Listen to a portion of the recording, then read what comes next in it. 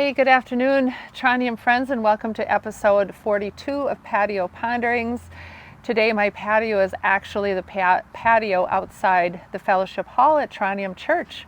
Maybe you recognize the Gaga pit that is behind me here. Maybe it looks familiar to you. And that's exactly what I've been pondering this week, is this idea of recognition, particular recognizing Jesus. So in our story on Sunday, the disciples are out fishing, and this happens after Jesus had appeared to the disciples several times. And then we read this. It says, early in the morning, Jesus stood on the shore, but the disciples didn't realize it was Jesus. Now this has happened a couple of times. Mary Magdalene at the tomb didn't recognize Jesus. She thought he was the gardener. When the disciples were locked in the room, the upper room, out of fear for their safety, and Jesus stood among them, they didn't really recognize Jesus until they saw the scars on his hands and on his side. And now here they're out fishing and they see him again on the beach and they don't recognize him. I find that really interesting because they have spent 3 years with Jesus, with him every day, living life together. And we know that even standing some distance away, that we're likely to recognize someone that we're close to.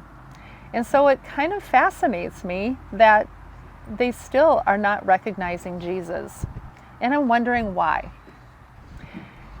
If we think back to some of these stories, first Mary Magdalene is overcome with grief and with mourning. She's probably in shock. So that might be what's at play in her not recognizing Jesus. And the same with the disciples. They were hiding in fear. So those emotions prevent them from recognizing Jesus. But why, in this last scene, in this last story, do they still not know? Are they still not recognizing Jesus? Have they just not come to fully open up their imaginations to a risen Christ? Do they just not know what to expect with Jesus? I don't know, but I think these stories can help us in a couple of ways think about those times in our lives when we don't recognize Jesus, when we are struggling with fear, grief, shock, for sure. But can it encourage us to open our imaginations and expect the unexpected from Jesus? And do we hear the good news then in this story, that even when we can't see Jesus, Jesus is still there? So lots to think about, and I would invite you to reflect on your own life and think about the times in your life when you didn't recognize Jesus.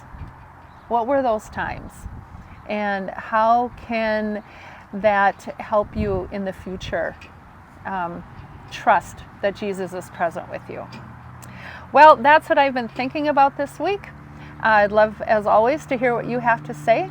Have a great day. Enjoy the finally springtime weather that we have, and I'll see you Sunday. Bye.